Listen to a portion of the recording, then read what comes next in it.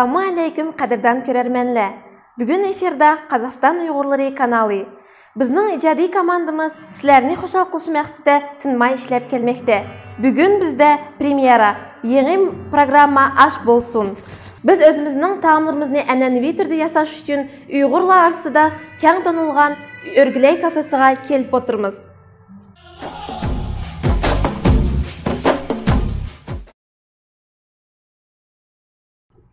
Assalamu alaikum. Алейкум ассалам.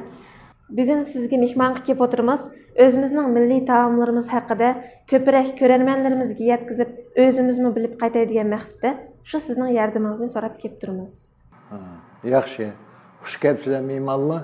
Sizlar Örgüley degan çayxonaga kelib tursizlar. Biz çayxona deb özümüzce atab qo'ydik. Aslida bu bizning kafe.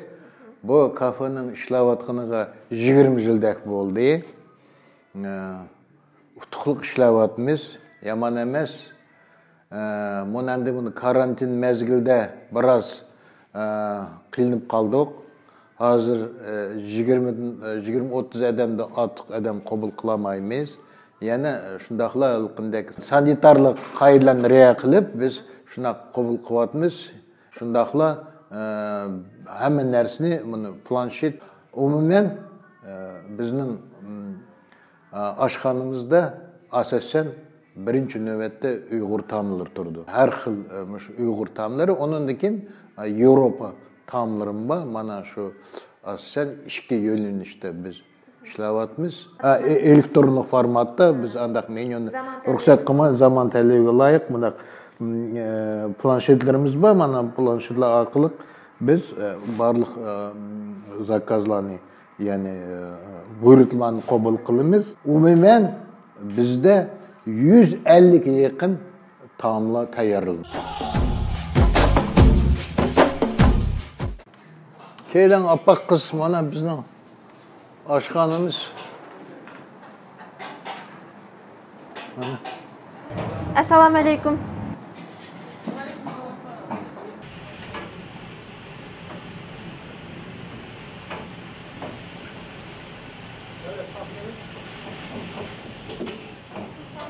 Mana bizning cho'ng aşpət, təcrübəlik Meyercan Asetoğlu bizning shu birinchi kundan tortib birga ishlab kelyapmiz. Təcrübəlik aşpazlarimiz biri. Hammasini sizlarga ko'rsatib aytib beraylik. Assalamu alaikum ağa. Biz бүгін сіздерге Қазақстан ұйғырлары каналынан келіп отырмыз. Бүгін біз өзіміздің ұлттық тағамдарымыз туралы көбірек білейін деп, олардың үйрену тәсілдерін білейін деп сіздерге келіп тұрмыз. Енді сіз бізге қай тағамды жасауды көрсетіп айтып бере аласыз? Алейкум ассалам. Асханамызға қош келіпсіздер. Біз Өргілей чайхана басшылығанымызға 15 жылдан бері жұмыс істеп келеміз. Осы Алматы қаласында негізінен ұйғыр ұлтының барлық тамақ түрлері бар деп айтуға болады көкінемізді. Бүгінгі дайындап көрсететін тамағымыз ұйғыр ұлтының сүйіп жейтін лағман түрлерінің біреуі гүйру лағман, сонымен бірге қазан кебаб.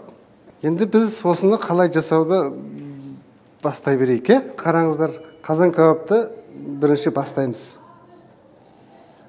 Әрі жұқа болу керек.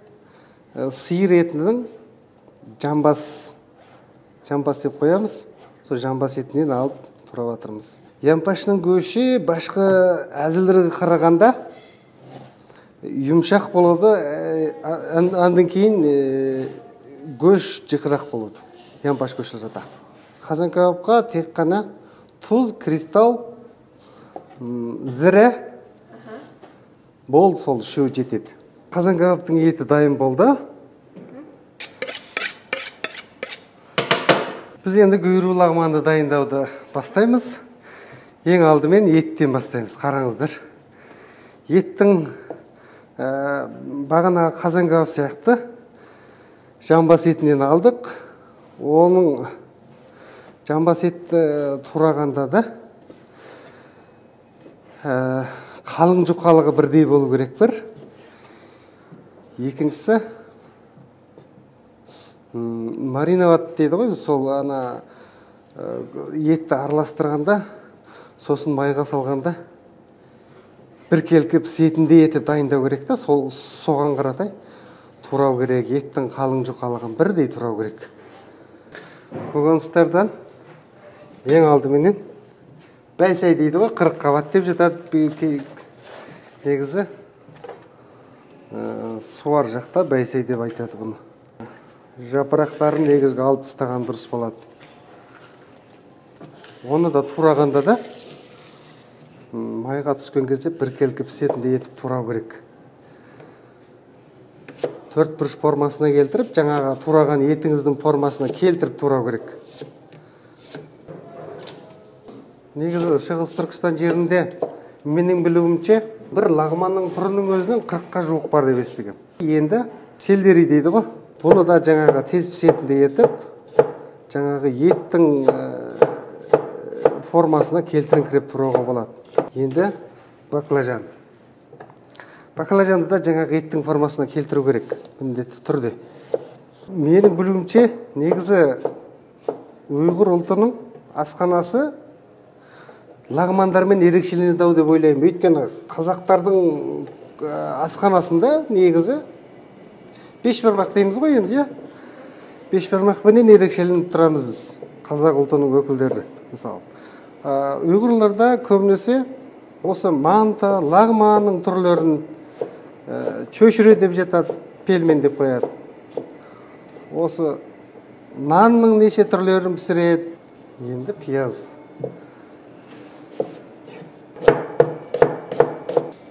Чесночный дудка деп жатады. Сарымсақтың өзегі деп айтады енді қазақшасында.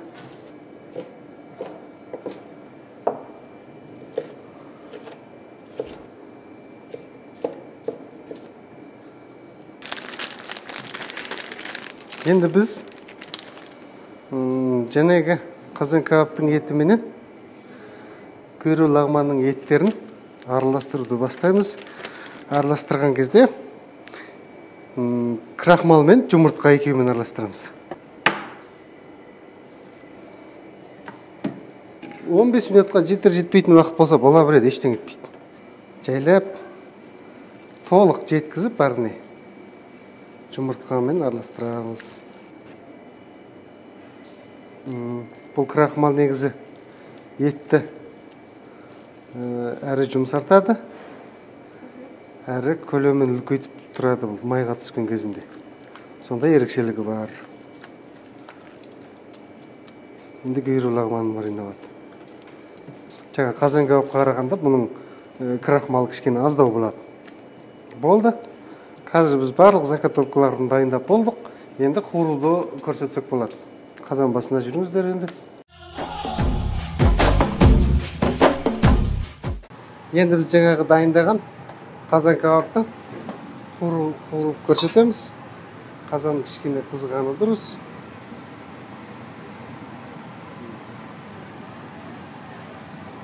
Май құямыз ең алдыменен. 300 грамм етіміз жаңағы турап алғанда енді салдық. Ет біріне-бір жабысып қалмау үшін үнемі қазан менен чөгішті үнемі қозғалыста ұстау керек. 300 грамм ет, 50 грамм лук жаңағы турап дайындап алған.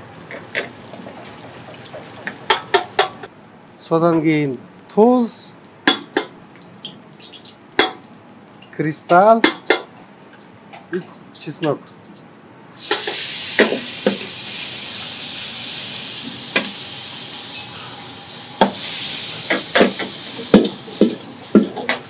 Соңында зіра менен ұнтақталған соқылған лаза. Ол біздің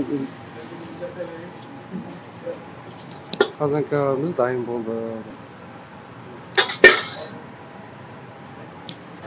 Енді біз құйрық лағманның подлебін құрамыз.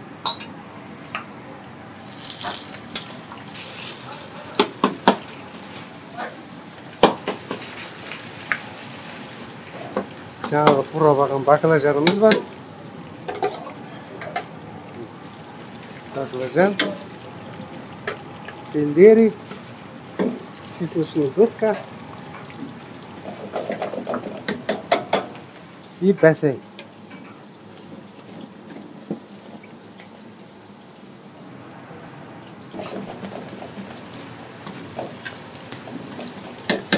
Пияз,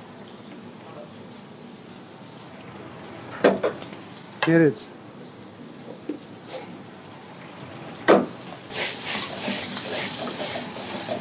қамат, мынау өзіміз қолдан жасаған соқылған лазы ғой. Лазын осылай томат сияқты жасап аламыз. Тұз, кристалл и чеснок. Кішкене қуырып алғаннан кейін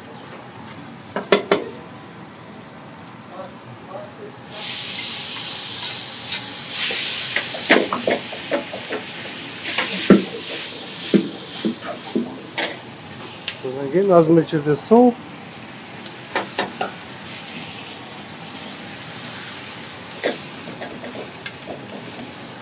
соя, уксус, чеснок.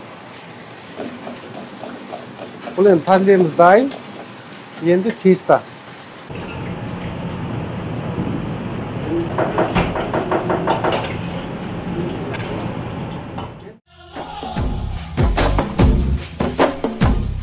Тамақ таярлаш процесsi аяқлашты. Біз әң қызық вақыт, яғни болсымы дегустацияға етіп келдік.